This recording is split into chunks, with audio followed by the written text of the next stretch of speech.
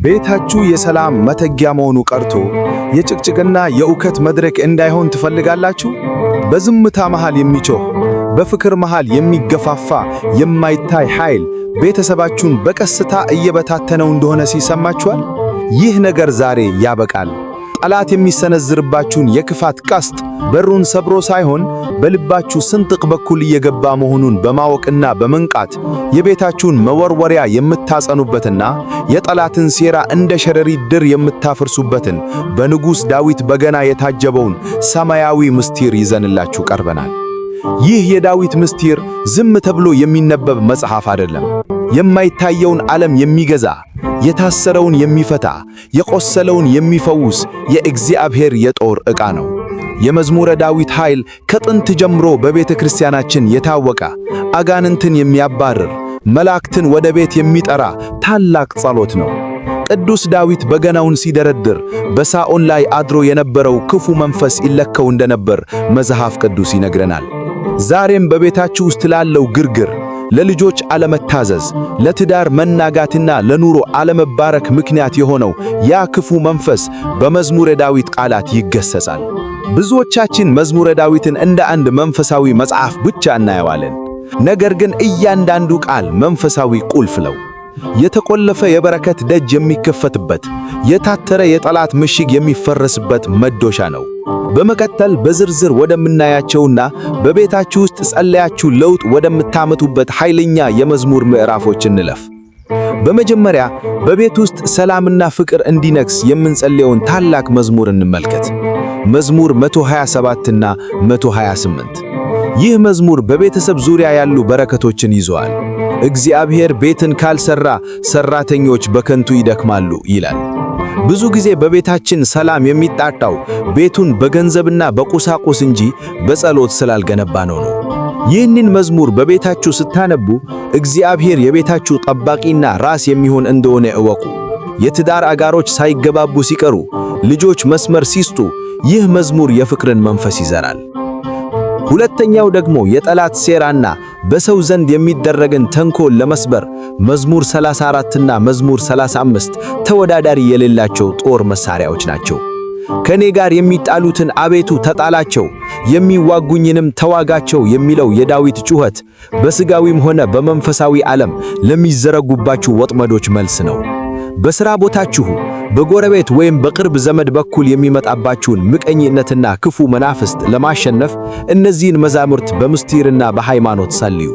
ቃላቱ ልክ እንደ እሳት ሆነው የጠላትን ምሽግ ያቃጥላሉ። ሦስተኛው እጅግ አስገራሚው መዝሙር መዝሙር 90 በአማርኛው 91 ነው። ይህ መዝሙር በልዑል መጠጊያ የሚኖር በሚል ይጀምራል። ይህ መዝሙር የክርስቲያን ሁሉ ጋሻ ነው።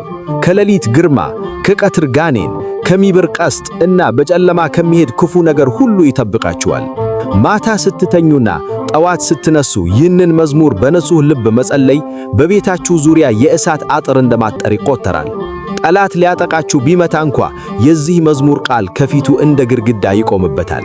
ይሁን እንጂ መዝሙሩን ዝም ብሎ መደጋገም ብቻውን በቂ አይደለም። መዝሙረ ዳዊት ኃይል የሚኖረው በሦስት ነገሮች ሲታጀብ ነው። አንደኛው ሃይማኖት ወይም እምነት ነው። ዳዊት እግዚአብሔር ብርሃኔና መድኃኒቴ ነው፣ የሚያስፈራኝ ማን ነው ሲል በሙሉ ልቡ አምኖ ነበር። እናንተም ስትጸልዩ አምላካችሁ የሚሰማችሁና የሚታደጋችሁ ቅንጣት ታህል ጥርጣሬ ሊኖራችሁ አይገባም። ሁለተኛው ትሕትናና ንስሐ ነው። መዝሙር 50 አቤቱ እንደ ቸርነትህ መጠን ማረኝ የሚለው መዝሙር መጀመሪያ ራሳችንን እግዚአብሔርን ጋር የምናስታርቅበት ነው። በቤታችን ሰላም የጠፋው በእኛ በደልና ኃጢአት ምክንያት ሊሆን ይችላል። ስለዚህ ሌሎች መዛሙርቱን ከመጸለያችን በፊት በዚህ መዝሙር ልባችንን ማተብ ይኖርብናል። ንጹሕ ልብ ደግሞ የእግዚአብሔር ማደሪያ ነው። ሦስተኛው ደግሞ ትዕግስትና ጽናት ነው። ጸሎት እንደ ማምረቻ ማሽን በአንድ ጊዜ ውጤት የሚገኝበት ሳይሆን እንደ ዘር ተዘርቶ የሚጣጨድ ነው። ዳዊት በብዙ ዓመታት በሳኦል ሲሳደድ እና በምድረ በዳ ሲነካከር እግዚአብሔርን በመዝሙር ጋር ደጋግሞ ጠርቶታል። እናንተም በቤታችሁ ላለው ችግር ለመከየር በየቀኑ በየሰዓቱ በመዝሙረ ዳዊት ጋር ተዋሃዱ። አሁን ደግሞ ለአንዳንድ ልዩ ልዩ ችግሮች የሚሆኑ መዛሙርትን በአጭሩ እንመልከት። በኑሮ መጥበብና በኢኮኖሚ ችግር ለምትጨነቁ መዝሙር 22:23 እግዚአብሔር እረኛዬ ነው የሚያሳጣኝም የለም የሚለውን ደጋግማችሁ ጸልዩ። በጠላቶች መከበብና በሰው ዘንድ መሰደብ ለገተማችሁ መዝሙር 108:109 ታላቅ መፍትሄ ነው። ለሕመመኛና በበሽታ ለሚሰቃይ ቤተሰብ መዝሙር 6 እና መዝሙር 40:21 የእግዚአብሔርን ፈውስ ያመጣሉ። ውድ የተዋህዶ ልጆች፣ መዝሙረ ዳዊት በቤታችሁ ውስጥ መኖሩ ብቻ በቂ አይደለም። መጽሐፉ ተዘግቶ በመደርደሪያ ላይ መቀመጡ ሰላምን አያመጣም። መጽሐፉ መከፈት አለበት። ቃላቱ በአንደበታችሁ መነገር አለባቸው። በቤታችሁ ውስጥ በታላቅ ድምፅ ስታነቡት በዚያ ቤት ውስጥ ያለው አየር ይቀየራል። ጭቅጭቅ ይቆማል፣ ሁከት ይወገዳል፣ በረከት ይተካል። ይህንን መንፈሳዊ ጉዞ ስትጀምሩ ጠላት መዝሙሩን እንዳትጸልዩ፣ በሐሳብ እንድትባከኑ ወይም እንድትሰለቹ ሊያደርጋችሁ ይችላል። ያኔ ነው ጽናት የሚያስፈልገው። አቤቱ እርዳታህ ይፍጠንልኝ እያላችሁ ጸሎታችሁን ቀጥሉ። መዝሙረ ዳዊት የምስጋና መጽሐፍ እንደመሆኑ እግዚአብሔር ያደረገላችሁን እያሰባችሁ ስታመሰግኑ ደግሞ በረከቱ በእጥፍ ይጨምራል። በመጨረሻም ይህ ጸሎት በሕይወታችሁ ላይ የሚሰራው ከፍጹም ፍቅር ጋር ሲያያዝ ነው። በቤት ውስጥ እርስ በርስ እየተጣሉ መዝሙር መጸለይ ትርጉም የለውም። መዝሙሩን ስትጸልዩ ይቅርታንና ፍቅርን ቀድማችሁ አድርጉ። ያን ጊዜ እግዚአብሔር በቤታችሁ መካከል ዙፋኑን ይዘረጋል።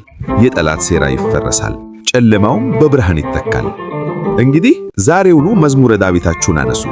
ለራሳችሁ፣ ለቤታችሁ፣ ለልጆቻችሁ፣ ለትዳራችሁና ለሀገራችሁ ጸልዩ። እግዚአብሔር ጸሎታችሁን ሰምቶ ሰላሙን በቤታችሁ፣ ፍቅሩን በልባችሁ እንዲያሳድርባችሁ የዘወትር ምኞታችን ነው። ይህ መንፈሳዊ ትምህርት ለሌሎችም በረከት እንዲሆንና የብዙዎች ቤት በጸሎት እንዲታደስ ለወዳጅ ዘመዱ በማጋራት የመንፈሳዊ አገልግሎቱ ተካፋይ ይሁኑ። እግዚአብሔር ቤታችሁን በበረከት ልባችሁን በሰላም ይሙላው። ምስጋና ይሁን ለአንድ አምላክ ለሚሆን ለአብ ለወልድ ለመንፈስ ቅዱስ ዛሬም ዘወትርም ለዘላለሙም አሜን።